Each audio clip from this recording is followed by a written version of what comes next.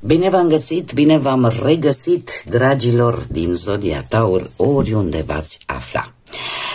Suntem din nou împreună la o nouă lectură și nu una, dragii mei, ci 3.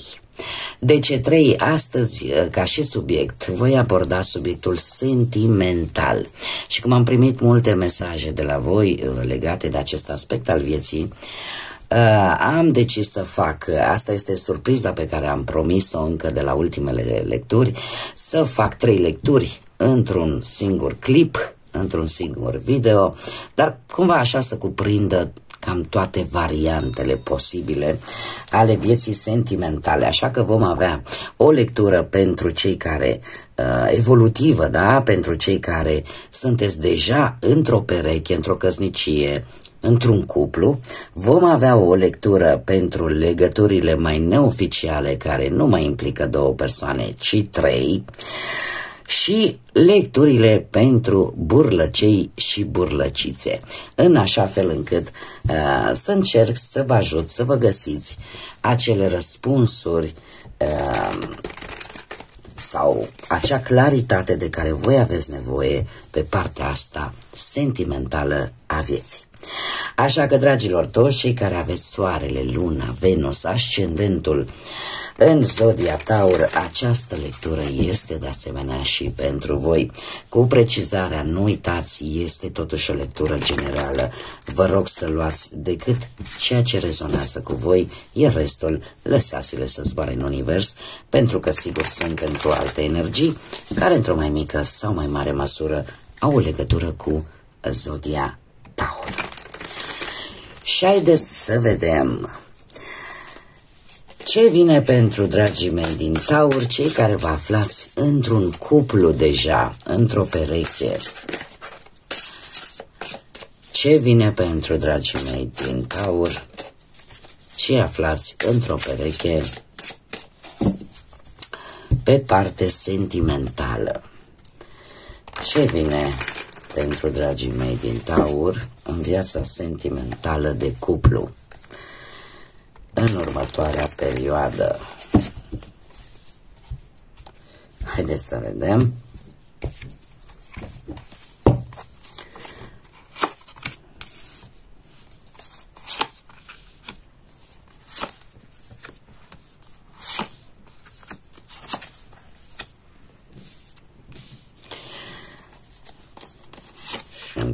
Bun.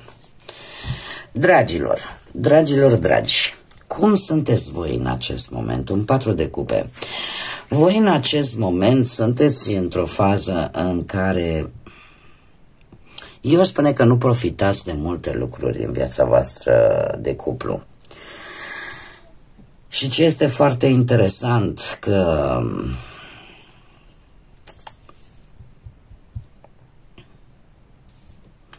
e cam un pic din toate, adică aș spune că din punctul ăsta de vedere al relației, ceva acolo sentimente există, ceva stabilitate există, un pic oarecum de acțiune există, cumva e așa, e destul de bine condimentată relația voastră. Totuși voi în acest moment sunteți cumva, aveți, nu știu, oarece nemulțumire, ori că ești așa într-o atitudine în care parcă nimic nu-ți place, în care parcă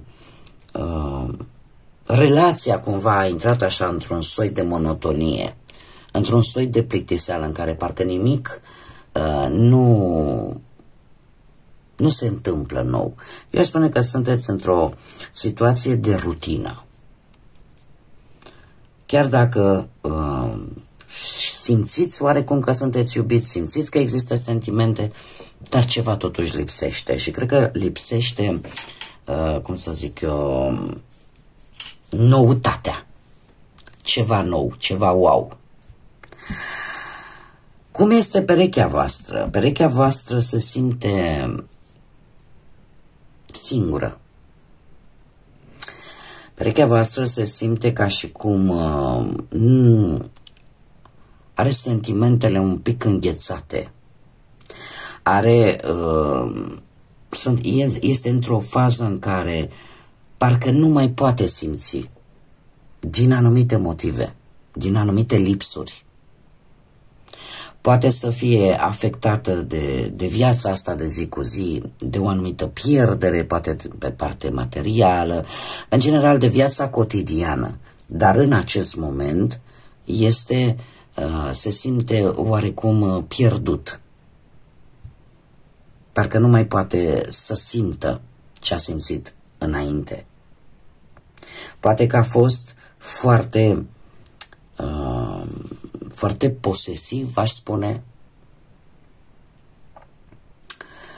Cumva s-a ocupat poate prea mult de bani, s-a preocupat poate prea mult de bani și mai puțin de relație.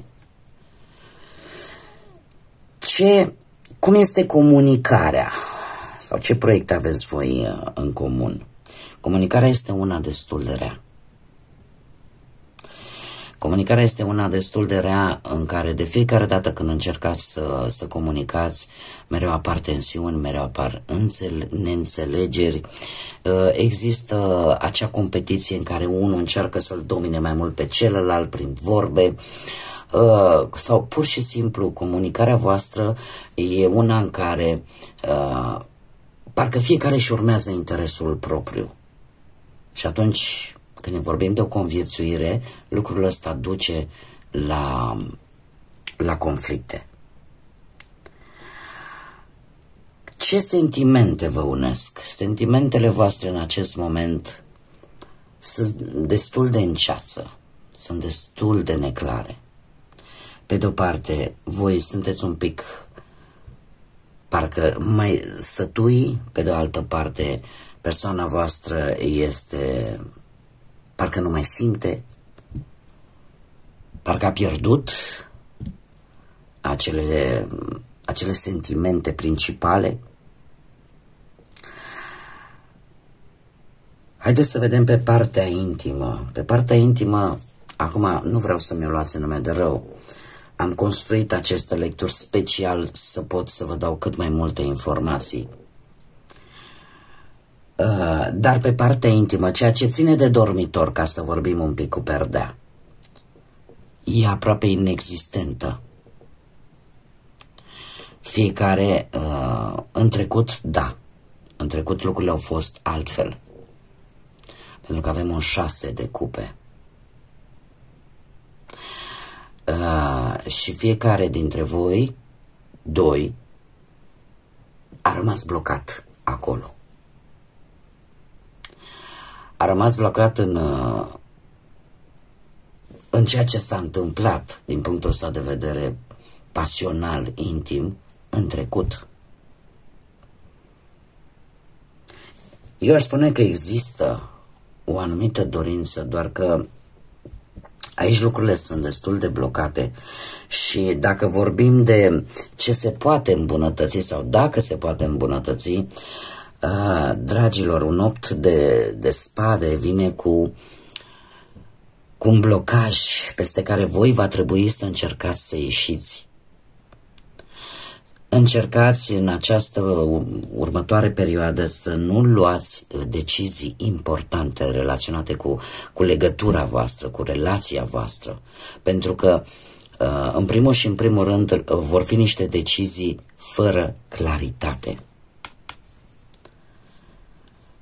Mai întâi, ce sugerează cărțile, unde ar trebui poate să îmbunătățiți sau de ce anume ar trebui să țineți cont de faptul că trebuie să reevaluați un pic relația și să vedeți exact ce anume o blochează ca ea să poată să meargă înainte. Să vedeți dacă sunteți într-o relație nesănătoasă sau se poate salva ceva. Haideți să vedem și ce mesaj important am pentru voi, dragilor din Zodia Taur, cei care sunteți într-un cuplu pentru perioada următoare. Un mesaj, te rog, pentru dragii mei din Taur, cei care se află într-un cuplu. Și avem căsătorie. Dragilor, compromisul, pentru cei care sunteți deja oficial căsătoriți, da? Că unul nazi civil sau religios sau și una și alta, sau poate sunteți de foarte mult timp împreună, aveți deja ceva vreme. Aici mesajul vine în felul următor: ar trebui să vă aduceți aminte de compromisul pe care l-ați făcut în momentul în care ați spus îl iau pe cutare, o iau pe cutare, și ce promisiuni v-ați făcut acolo, la bine și la rău. O relație fără comunicare, o relație în care există două pietre tari, această relație, din păcate, de-a lungul timpului se va dovedi a fi un eșec. Aduceți-vă aminte de aceste lucruri. Bun, dragilor, cam atât am avut pentru voi. Și era să uit, avem zodia Pești și cam atât. Iar faptul că se repetă de două ori, se repetă cifra 5, asta îmi vorbește de un element feminin, îmi vorbește de inteligență și în special de comunicare. Cum de asemenea vorbește și de aceste mici conflicte. Dar e nevoie de mari schimbări ca această relație să poată să meargă înainte. Bun, dragilor, mergem mai departe și haideți să trecem la cei care poate se simt a treia roată la căruță. Da, trecem la legăturile neoficiale de 3 persoane. Da? Haideți să vedem ce vine pentru dragii mei din Taur în viața sentimentală a unei legături de 3 persoane.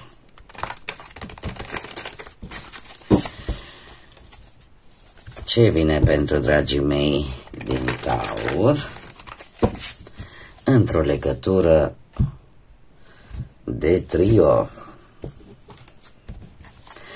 Asta cu condiția să știți că acest lucru există. Mare atenție!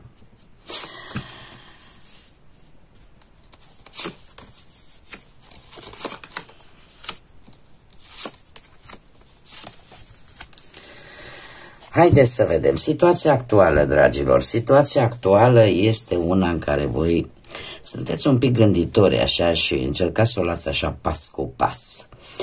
Eu aș mai zice că sunteți oarecum într-o fază în care nu vă grăbiți, stați liniștiți acolo în banca voastră și încercați să le dați pe toate părțile. Nu știu dacă această relație durează de ceva vreme, o vreme, aș spune, destul de lungă, doar că cumva vreți să vă dați seama, vreți să acționați oarecum înțelept în ceea ce privește această relație. Poate că lucrurile avansează destul de lent și voi vreți să fiți prudenți, voi vreți să analizați mult mai bine situația în acest moment. Așa că e posibil să stați un pic mai singurei, tocmai pentru că vreți să vă puneți gândurile în ordine. Ce simțiți vis-a-vis de persoana voastră de interes? Voi simțiți că vreți o familie, într-adevăr, vreți o familie, că vreți să aveți acele lucruri pe care și le doresc majoritatea oamenilor. De asemenea, aș mai spune că sunteți într-o fază în care aveți nevoie de tandrețe, poate vă doriți chiar și un copil cu persoana voastră de interes. Simțiți o armonie, da? O armonie și simțiți într-adevăr cumva că poate exista o dragoste adevărată. Iar pe lângă toate acestea, așa ca și un termen general, sunteți atrași, dragilor. Sunteți atrași de această energie de care vă interesează. Ce simte persoana voastră de interes față de voi? Simte că parcă nu e de ajuns, parcă indiferent ce v-ar da, cel puțin în această perioadă, parcă nimic nu vă face pe plac. E ca și cum este foarte darnic, e posibil, nu știu, să vă facă cadouri, să încerce să vă vorbească într-un anumit fel, dar cel puțin în acest moment lucrurile astea sunt un pic cam fără rezultat și simte, nu înțelege de fapt ce se întâmplă. E să zicem așa, într-o stare ușor de confuzie. Și trebuie să vă spun că acest lucru cred că se repetă de ceva vreme și se vede felul în care voi sunteți gânditori. Și nu înțelege de ce se întâmplă aceste lucruri cu 4 de cupe. Ce vă poate uni, ce vă poate despărți sau să vă pună piedică? Greutățile, dragilor, responsabilitățile, ori ale tale, ori ale acestei persoane. Existența unor responsabilități foarte mari. Existența unei datorii. Și nu mă refer la o datorie de bani. Mă refer pur și simplu datoria, e clar, fiind un trio, da? Unul din voi are familie. Are familie pe care trebuie să o ducă în spate. Sau, poate voi sunteți cei care aveți prea multe de făcut, aveți prea multe lucruri de rezolvat, iar asta poate fi un impediment, asta poate fi o piedică în calea relației voastre. Care ar fi sfatul sau care ar fi concluzia? Și este foarte interesant pentru că ar trebui să vă folosiți în primul rând, pentru cei care rezonați, mare atenție, liberul arbitru.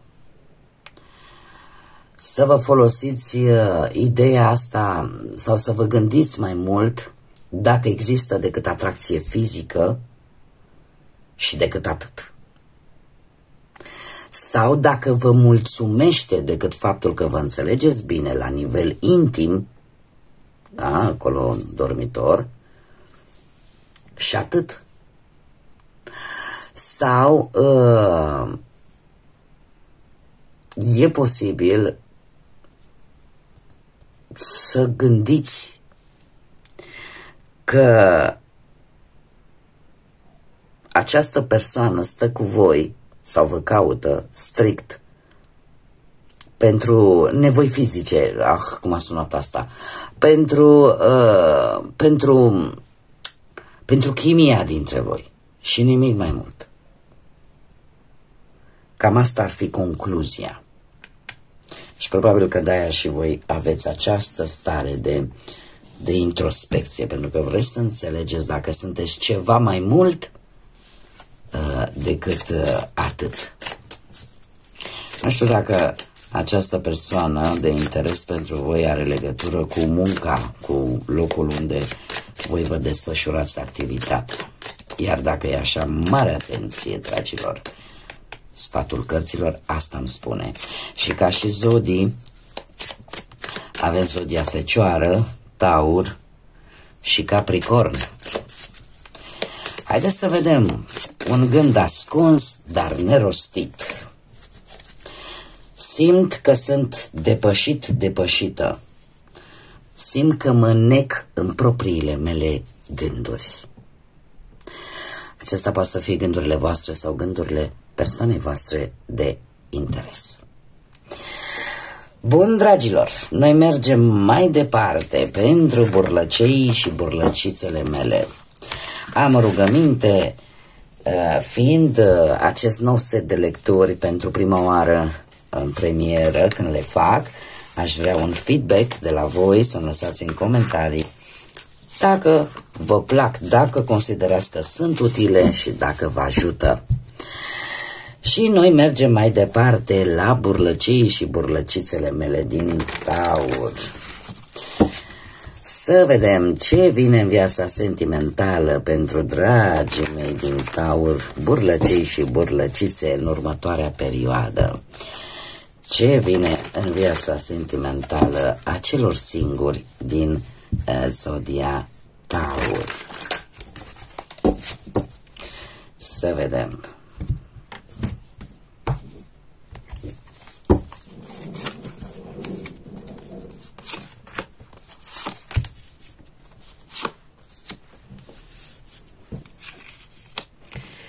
Am o manie să le văd drepte.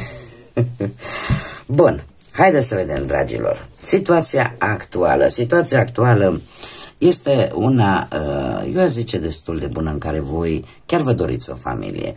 Vă doriți o familie, vă doriți o stabilitate din punctul ăsta de vedere sentimental și poate că și petreceți mai mult timp cu ai voștri sau dacă aveți copii cu copiii, dar cumva în acest moment sunteți într-o fază în care poate vă bucurați de prezența unor membri din familia voastră și aici cumva dorința asta de a avea pe cineva lângă sau pe cineva cu care să construiți o familie, un cuplu, o relație este cu atât mai mare.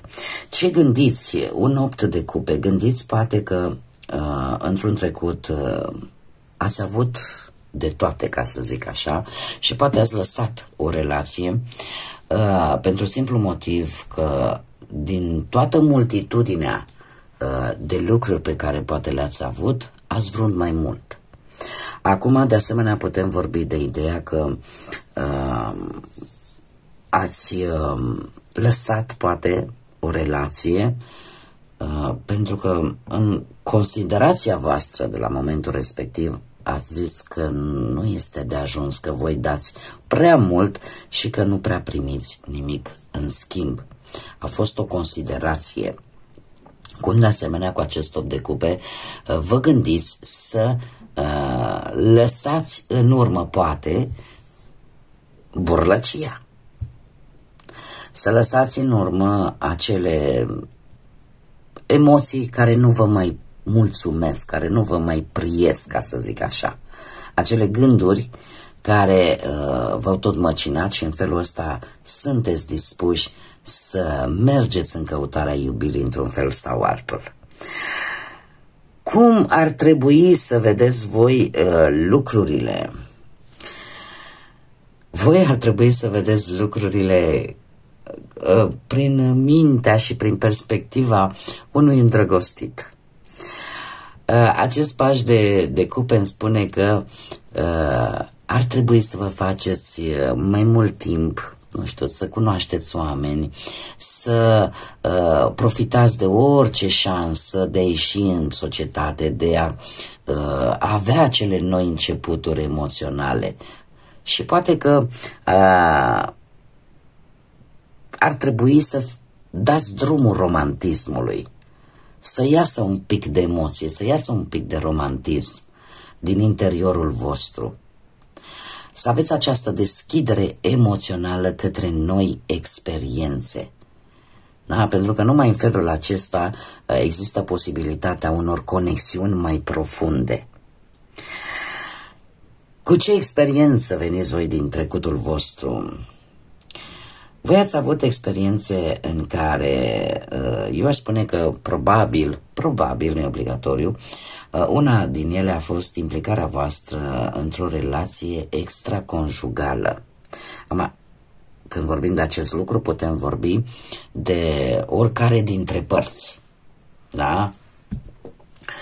Și lucrul ăsta probabil că v-a marcat într-un fel sau altul. Cum de asemenea mai putem vorbi de faptul că de fiecare dată când ați început o nouă relație sau în ultima voastră relație, ați gândit cum să spun eu, ați fost dispuși să acceptați cu foarte mare ușurință, pentru că ați filtrat decizia voastră decât prin intermediul sufletului și mai puțin al mentalului, al rațiunii.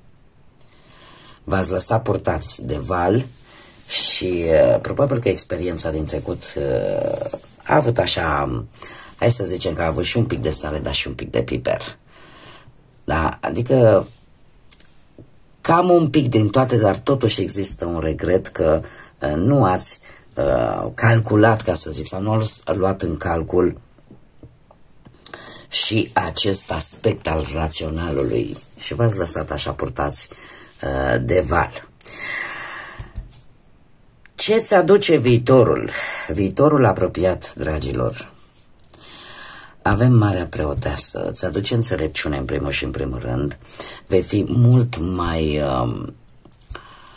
mai precaută în momentul în care vei cunoaște pe cineva, vei profita la maxim de magnetismul pe care îl ai, de inteligența pe care o ai și eu aș mai spune un lucru, vei ține anumite informații sau anumite lucruri, cel puțin de început le vei ține pentru tine, nu vei mai pune totul așa în palmă, vei fi mult mai înțeleaptă și mult mai reținută, vei acționa mai inteligent. Iar lăsând aspectul acesta un pic filozofic, eu aș spune că vei avea încredere mai mult în următoarea perioadă în propriile tale instincte, mai ales dacă sunteți bărbați. Iar asta vă poate ajuta să ajungeți la o femeie care aparent este distantă, este ușor inaccesibilă, dar care va atrage. Iar dacă sunteți doamne, în următoarea perioadă veți avea un magnetism extra, dragilor, pe care ar trebui să o folosiți cu înțelepciune, pentru că de atras veți atrage. Șanse vor veni. Haideți să vedem și un mesaj important pentru voi. Legea atracției, dragilor. Legea atracției. Se pare că tu ai manifestat acest lucru de a avea pe cineva, de a începe o relație, așa că lucrurile cât de curând vor veni, lucruri bune vor veni, un nou început în viața voastră. Ca și zodii, avem zodia Gemeni. Zodia Gemeni și aș zice eu Rac, posibil. Pești sau Scorpion, care ar putea fi implicate.